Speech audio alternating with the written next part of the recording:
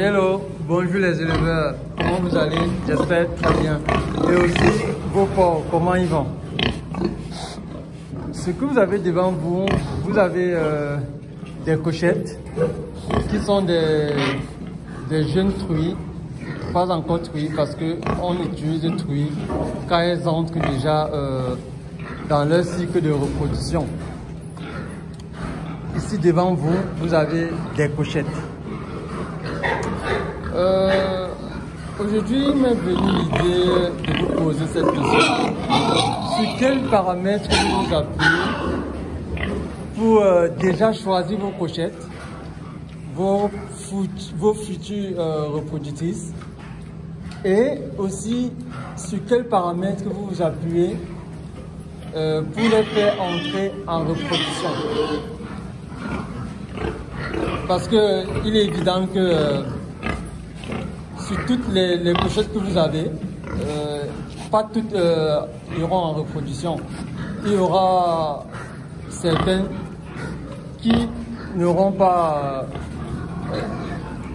les capacités comme ça de commencer le cycle de reproduction.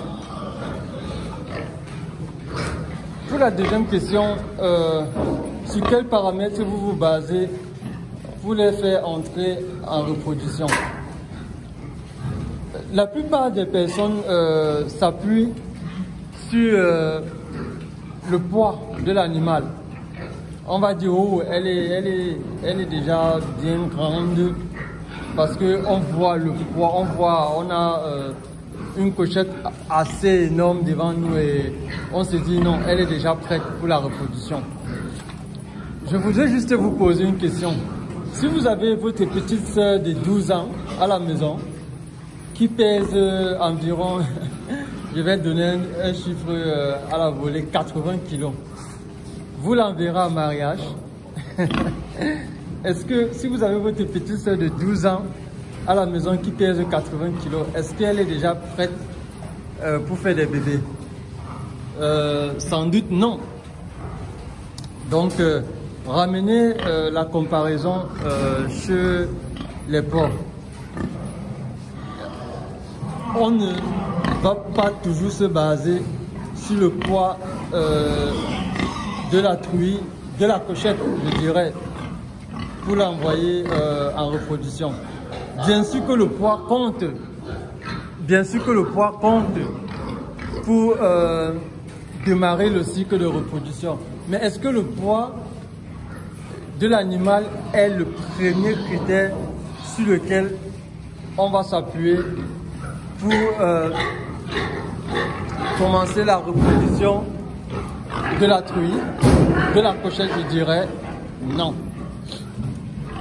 Il y a d'autres points, hein? Il y a d'autres points, mais je ne vais pas le dire ici. Je vais vous laisser méditer là-dessus. Pensez-y et je pense qu'on va débattre de ça dans les prochaines vidéos. Je vous amène juste à penser que le poids n'est pas l'élément primordial. C'est essentiel, mais ce n'est pas le point sur lequel il faudrait s'appuyer en premier lieu. Donc, méditez là-dessus. Regardez ça. Ça c'est une corde. Ça a un rôle très important quand vous mettez les porcs en groupe. Ça va diminuer les agressions parce que le porc aime jouer. C'est un animal qui aime énormément jouer, qui aime explorer. Ils vont régulièrement jouer avec cette corde et ça va réduire le stress dans le groupe. Parce que quand vous les mettez en groupe comme ça, il y a des animaux qui sont dominateurs. Ce sont des porcs du groupe. Et il y a des animaux. Et il y a des animaux dominés. Vous allez vraiment les voir. Ils sont toujours dans le coin. Si on sert à manger, ils mangent en dernier lieu. Et ce sont ces derniers qui vont prendre moins de poids. Et aussi, il y a cet avantage de mettre les truies en groupe comme ça, parce que lors de leur première chaleur, vous pouvez rapidement détecter. Vous pouvez rapidement détecter les premières chaleurs des cochettes quand elles sont mises en groupe.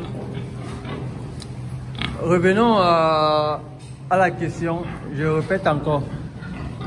Quels sont vos paramètres, quels sont les paramètres sur lesquels vous vous appuyez pour débuter la reproduction des jeunes cochettes? Je vais vous appeler à vous abonner à la chaîne.